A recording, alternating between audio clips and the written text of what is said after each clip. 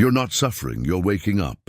There are moments in your life when it feels like everything is falling apart at once. You lose people, opportunities slip through your fingers, and plans that seemed solid fall apart like sand castles. And then comes that terrible feeling that you're doing something wrong, that you should be stronger, more resilient, more capable of handling the pain. But what if I told you that you're not suffering? That this agony that gnaws inside, this feeling of being torn apart by life, is not suffering, it's awakening.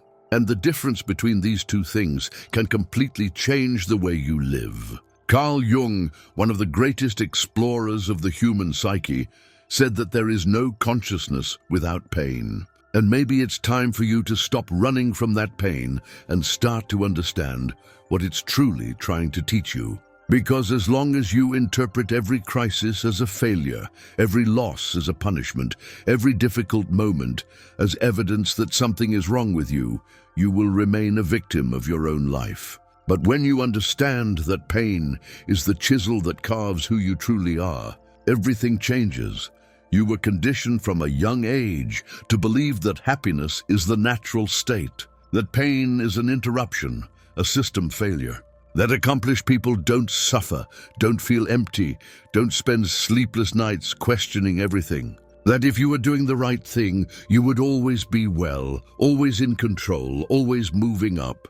But this is a lie that our culture sells to people who don't want to grow. Jung knew that individuation, the process of becoming who you truly are, necessarily passes through the valley of the shadow. Not because life is cruel, but because genuine transformation only happens when you are forced to abandon older versions of yourself. And abandoning who you were hurts more than any physical pain.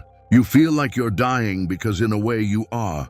The person you thought you were, with your certainties, your defense mechanisms, your illusions about how life should work, that person needs to die so that someone more authentic can be born. But instead of honoring this process, you fight against it.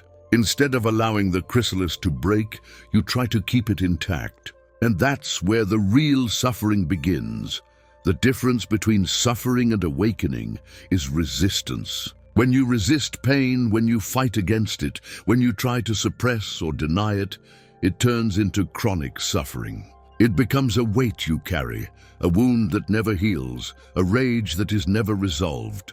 But when you stop resisting, when you allow the pain to flow through you without trying to control it, something extraordinary happens. It turns into consciousness. Jung observed that what we try most to avoid is exactly what we most need to face. Your greatest fears, your deepest pains, your most secret shames, all of this is not an accident. They are messages from your unconscious trying to show you where you are not yet free, where you are still stuck in old patterns, where you are still living the life others expected of you instead of the life that is truly yours. Every crisis is an invitation to go deeper, to question more, to let go more.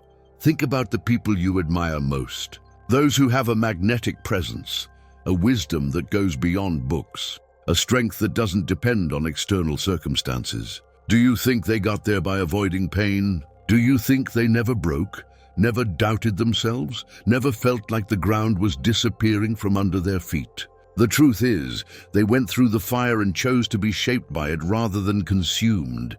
They understood that pain is not a punishment. It's an initiation. It's not a sign that something is wrong. It's a sign that something is trying to be born, and that something that wants to be born is the most genuine version of who you are, free from the masks, fears, and needs for approval that have controlled your life until now.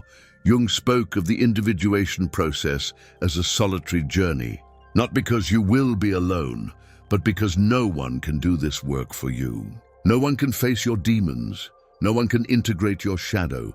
No one can cross your inner desert. And when you finally accept this responsibility, when you stop waiting for someone to come and save you, or for circumstances to change so you can feel good, that's when true power begins to emerge. Because you realize that everything you need to be whole is already inside you, waiting to be discovered, waiting to be accepted, waiting to be lived. The pain you feel is not evidence that you are broken. It's evidence that you are becoming real. And here's something few people understand. Awakening is not an event.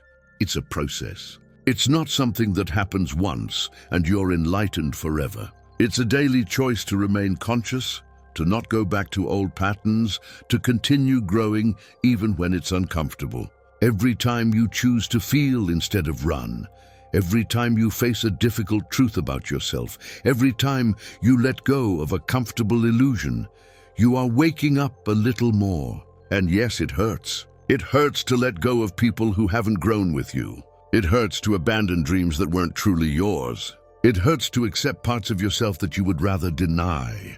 But this pain is sacred because it's freeing you from a prison you didn't even know you were living in.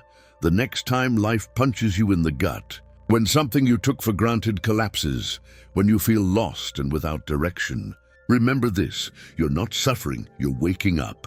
Your soul is shaking you because you've been asleep for too long. Your essence is screaming because you've been listening to voices that weren't your own for too many years. And no matter how much it hurts, no matter how scary it is, this process of awakening is the greatest gift you can give yourself. Because on the other side of this pain is a version of you that doesn't need anyone's approval, that isn't afraid to be alone, that knows exactly who they are and makes no apologies for it. Tell me one thing in the comments. Are you ready to stop running from pain and start seeing it for what it truly is? A portal to who you were born to be. If this message resonated with you, if something inside you recognized this truth, write "I choose to awaken" in the comments. And subscribe to the channel because we have so much more to discover about this process of transformation. The next video will show you exactly how to use pain as a compass to find your true path. You can't miss this.